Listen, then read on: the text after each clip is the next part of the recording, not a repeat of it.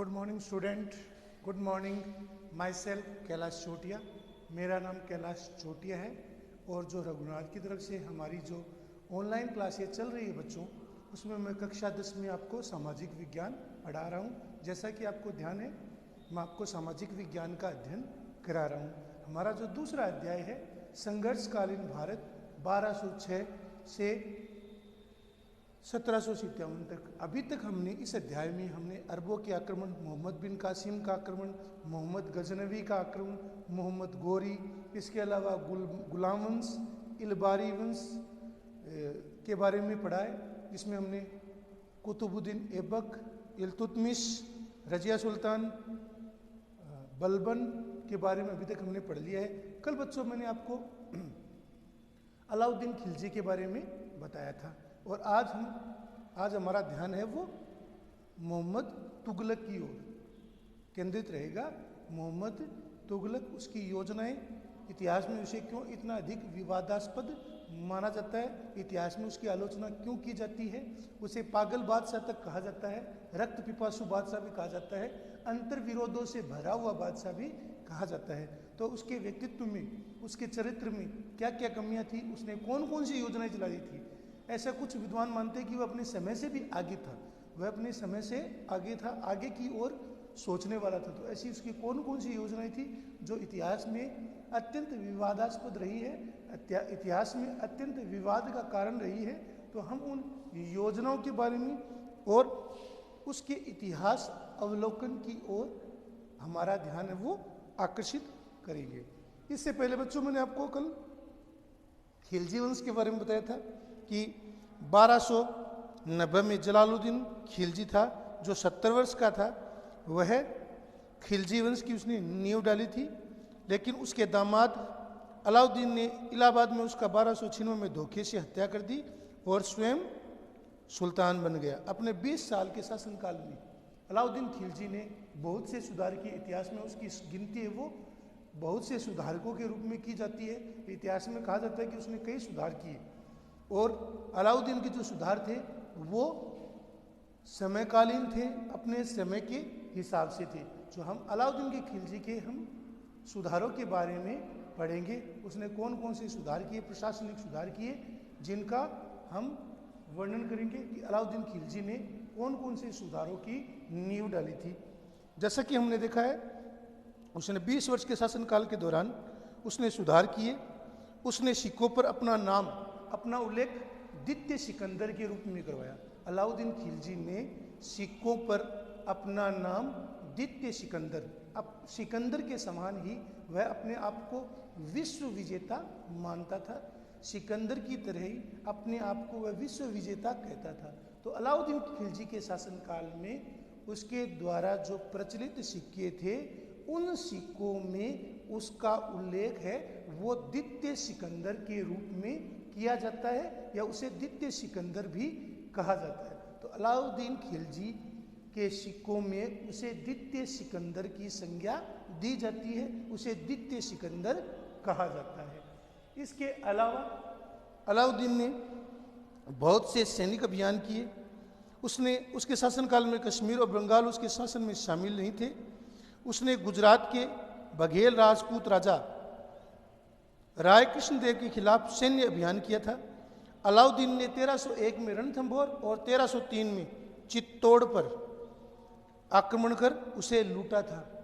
चित्तौड़ का आक्रमण है वो इतिहास में प्रसिद्ध रहा है। अलाउद्दीन खिलजी का जो 1303 में जो चित्तौड़ का आक्रमण है, उसमें ये इतिहास में अत्यंत प्रसिद्ध रहा है।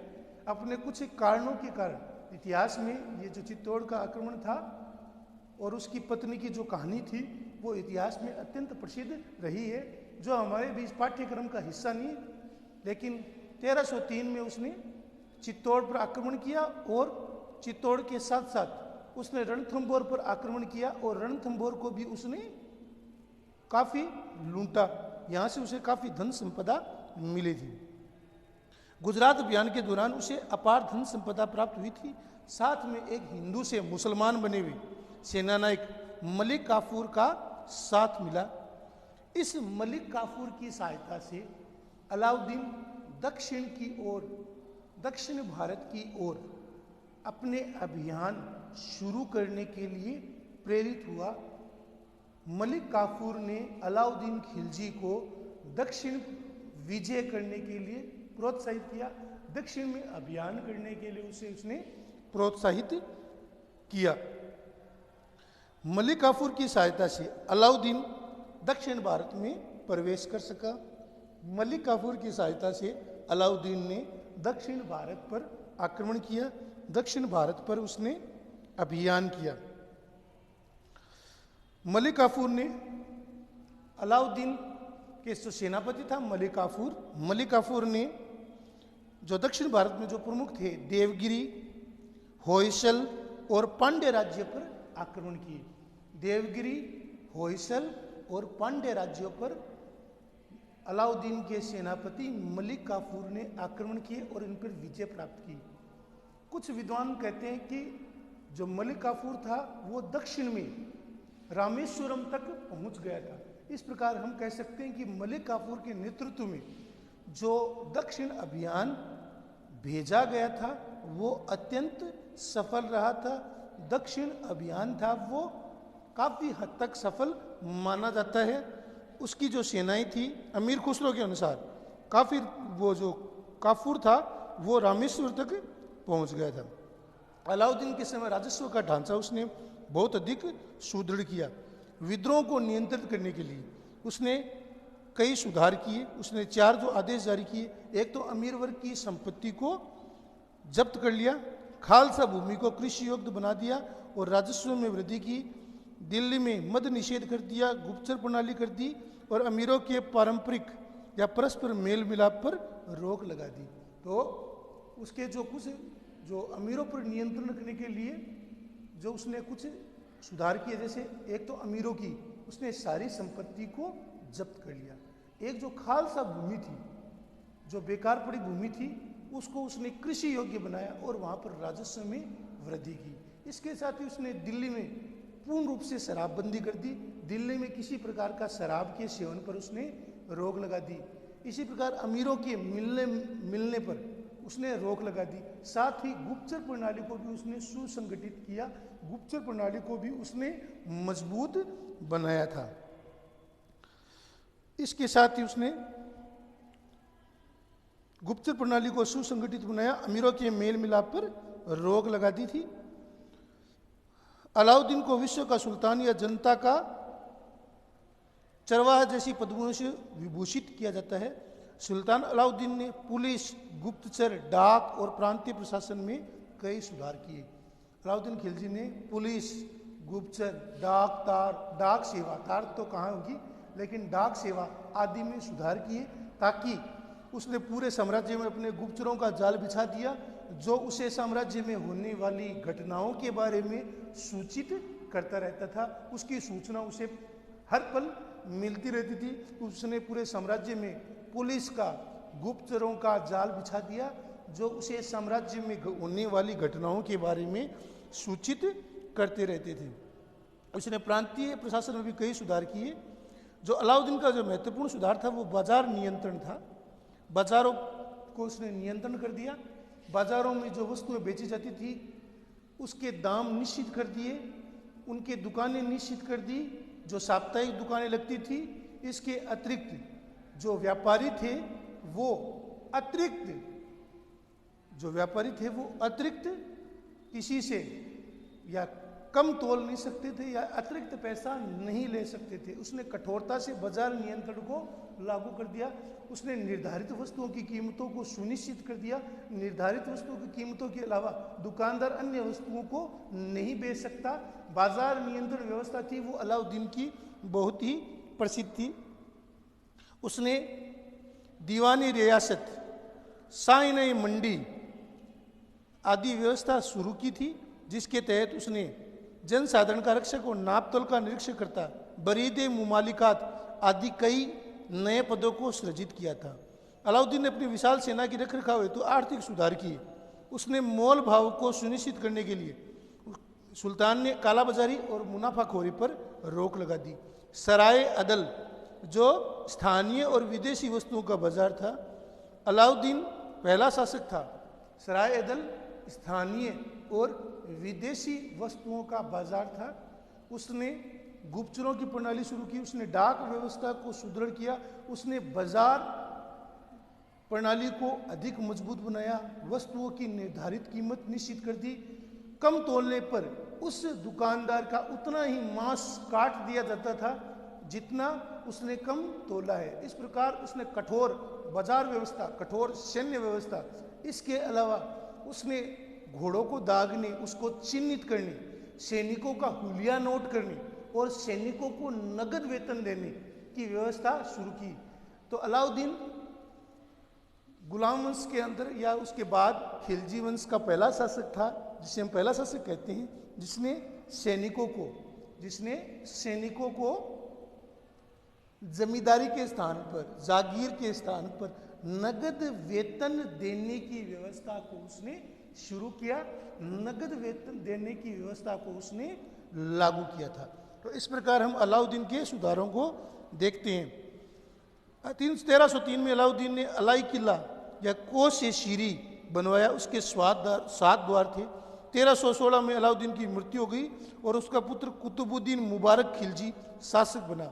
उसने अपने पिता के सभी कठोर आदेशों को वापस ले लिया और स्वयं को खलीफा, जिसमें उल वासिक बिल्लाह की उपाधि धारण की थी। और इसके बाद नासिरुद्दीन खुरसब शाह सुल्तान बना, जो खिलजी वंश का अंतिम शासक था। इसके बाद खुसरो शाह की जिसने हत्या की, गयासुद्दीन तुगलक 1320 में गयासुद्दीन तुगलक ने एक नए वंश की नींव डाली, जिसे इतिहास में तुगलक वंश के नाम से, इतिहास में तुगलक वंश के नाम से जाना जाता है। तो गयासुद्दीन तुगलक था, वो तुगलक वंश का संस्थापक सम्राट माना जाता है। उसने दक्षिण में देवगिरी और उड़ीसा के सैन्य अभियान किए। इसके लिए उसने अपने पुत्र जूना खां, जिसे मोहम्मद बिन तुगलक या मोहम्मद तुगलक कहा जाता है, उसको उसने दक्षिण में अभियानों के लिए भेजा। दोनों अभियानों में मोहम्मद बिन तुगलक था, वो सफल रहा, दोनों अभियानों में उसे सफलता मिली। जब वह दिल्ली लौट रहा था, उसके लिए भव्य दिल्ली में दरबार का आयोजन किया गया था। दरबार उसके लिए सजाया गया था, जहाँ पर गिरने से जब दरबार लगाया गया था, तो जहाँ पर उसे गिरने से उसकी मौत हो गई थी, एक लकड़ी के भवन में गिरने से 1325 में गयासुद्दीन तुगलक की मौत हो गई, 1325 में उसकी मृत्यु हो गई। इसके बाद उसका पुत्र जूना खां, जिसे इतिहास में सबसे अधिक विवादास्पद सम्राट माना जाता है, बादशाह माना जाता है, तो जूना खां मोहम्मद बिन तुगलक के नाम से सुल्तान बना। उसका नाम कई संज्ञाओं से जोड़ा जाता है, जैसे कि अंतर्विरोधों का अद्भुत मिश्रण। वो कभी कुछ कह देता था, कभी कुछ आदेश जारी कर देता था। तो जो उसका व्यक्तित्व था, वो अंतर्विरोधों से, विवादों से घिरा हुआ था। वह अंतर्विरोधी से घिरा हुआ सम्राट था या बादशाह था। इसे इतिहास में पागल बादशाह भी कहा जाता है, क्योंकि जो भी उसने योजनाएं बनाई तो वो असफल रही थी, वो समय से आगे थी और योजना को उसको वापस लेना पड़ा था, इसलिए उसे इतिहास में पागल बादशाह भी कहा जाता है। इसके साथ ही इतिहास में उसे रक्त पिपासु शासक या रक्त पिपासु बादशाह भी कहा जाता है। वो रक्त का पिपासु था, खून देखना उसे पसंद था। उसकी कुछ योजनाएं थी जो इतिहास में प्रसिद्ध है। मोहम्मद तुगलक का नाम या कई संज्ञाओं से उसे जोड़ा जाता है, जैसे अंतर्विरोधों का विस्मयकारी मिश्रण, पागल बादशाह, रक्त का प्यासा आदि उसे कहा जाता है। मोहम्मद बिन तुगलक के समय उसका जो साम्राज्य था वो 23 मुक्तों, उसके शासनकाल में 23 मुक्त या प्रांत थे। तो इस प्रकार हम कह सकते हैं कि मोहम्मद तुगलक का जो साम्राज्य था वो काफ़ी विस्तृत था। उसके शासनकाल में 23 मुक्ते थे या 23 प्रांत थे, 23 प्रांतों में बटा हुआ था। बर्नी के अनुसार, जो बर्नी उस काल का प्रमुख लेखक था, बर्नी के अनुसार सुल्तान की ने 5 योजनाएं बनाई थी, वो 5 योजनाएं उल्टी पड़ गई। 5 योजना में उसे असफलता का मुंह देखने को मिला। वो 5 योजनाएं ऐसी थी जिन 5 योजनाओं को लागू करने के लिए सुल्तान ने खूब प्रयास किए, लेकिन उसकी 5 योजना ही बुरी तरह से असफल हो गई और उसे मुंह की खानी पड़ी। तो उसकी जो प्रमुख 5 योजनाएं थी, जो इतिहास में बहुत ही प्रसिद्ध मानी जाती है और जो अत्यंत विवादास्पद थी। उसकी जो प्रमुख योजनाएं थी, पहली दोआब में कर वृद्धि। दोआब किसे कहते हैं? दो नदियों के बीच का इलाका, दो नदियों के बीच स्थित जमीनी भूभाग को दोआब कहा जाता है। दोआब यानी दो नदियों के बीच का क्षेत्र दोआब कहलाता है। तो उसने दोआब में कर वृद्धि की, लेकिन उसी साल दोआब में सूखा पड़ गया, अकाल पड़ गया। तो इसके कारण जो कर वृद्धि की थी वो उसे वापस लेनी पड़ी थी, और जो इसके कारण जो किसान थे वो उन्होंने खेती करना बंद कर दिया और वो अपने क्षेत्रों से भाग चले गए। तो ऐसी स्थिति में जो दोआब में उसकी कर वृद्धि थी वो भी उसकी अत्यंत विवादास्पद रही, जो उसकी असफलता का कारण बनी थी। इसके अलावा उसने देवगिरी को राजधानी बनाया, उसने सांकेतिक मुद्रा का प्रचलन किया, उसने खुरासान पर अभियान किया, आक्रमण किया और कराजिल की ओर अभियान किया। ये भी उसकी योजनाएं असफल रही। सुल्तान ने 1327 से 1335 तक देवगिरी को अपनी राजधानी बनाया और उसका नाम दौलताबाद रखा। देवगिरी दक्षिण में है। उसने दिल्ली पर मंगोलों के आक्रमण के डर से उसने अपनी राजधानी को दिल्ली से देवगिरी या दौलताबाद ले गया, जिसके कारण उसने लोगों को, पशु पक्षियों, मवेशियों को, सभी को देवगिरी चलने का आदेश दे दिया, जिसके कारण अत्यंत दुष्कर यात्रा पर लोग निकल पड़े। करीब 2 महीने बाद लोग कई भूख से, कई प्यास से, कई थकान से, कई लोगों की बीच रास्ते में मौत हो गई, कई कुपोषण का शिकार हो गए, जिससे लोग एकदम, जिसके कारण जो लोग गए थे उनमें से आधी जनता थी वो लगभग रास्ते में ही उन्होंने दम तोड़ दिया। जैसे तैसे करके उसने दौलताबाद को अपनी राजधानी घोषित किया, लेकिन क्योंकि उसका खुद का मन नहीं लगा और जनता का भी मन है वो नई राजधानी देवगिरी में नहीं लगा, तो उसने वापस दिल्ली को अपनी राजधानी वापस बना दिया और पुनः दिल्ली लौटने की ओर आदेश दिया, जिसके कारण जनता उस लंबी यात्रा के दौरान, अधिकतर जनता थी उसके रास्ते में ही मौत हो गई, अधिकतर जनता, मवेशी, पशुओं की रास्ते में ही मौत हो गई। तो इस प्रकार जो उसकी राजधानी परिवर्तन करने की जो अत्यंत विवादास्पद योजना थी वो बहुत ही असफल साबित हुई। इसके अलावा उसने 1330 में उसने तांबे और कांसे के सिक्के चलाए। तो लोग उस समय सियाने थे, उन्होंने अपने घरों में तांबे और कांसे के टकसाल शुरू कर दी और तांबे और कांसे के सिक्के बनाने शुरू कर दिए। इससे क्या हुआ? तांबे और जब कांसे के सिक्के बनने शुरू हो गए तो जाली सिक्के तेजी से बनने लगे और जाली सिक्कों के कारण वो परेशान हो गया और उसने लोगों से कहा कि वो राजकोष में कांसे और तांबे और कांसे के सिक्के जमा करा दें और चांदी के सिक्के ले जाएं।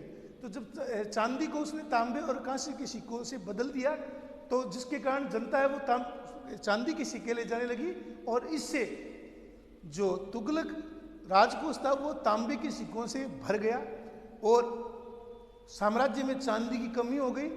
साम्राज्य में पूरी चांदी थी वो जनता के पास चली गई। इस प्रकार जो उसने जो सांकेतिक मुद्रा का प्रचलन किया था वो भी असफल रहा। तो दोआब में कर वृद्धि, राजधानी परिवर्तन, सांकेतिक मुद्रा का प्रचलन, ये तीनों योजना उसकी असफल रही। चौथी योजना थी उसने खुरासान पर आक्रमण करने की योजना बनाई थी। उसके लिए उसने अग्रिम सेना का निर्माण किया था और उसे वेतन भत्ते आदि दिए थे, लेकिन अंतिम समय में उसने खुरासान अभियान को उसने त्यागना पड़ा क्योंकि मध्य एशिया में स्थितियां बदल चुकी थी। इसी प्रकार उसने कराजिल की ओर अभियान किया, जो पहाड़ी क्षेत्र था उसने अभियान किया।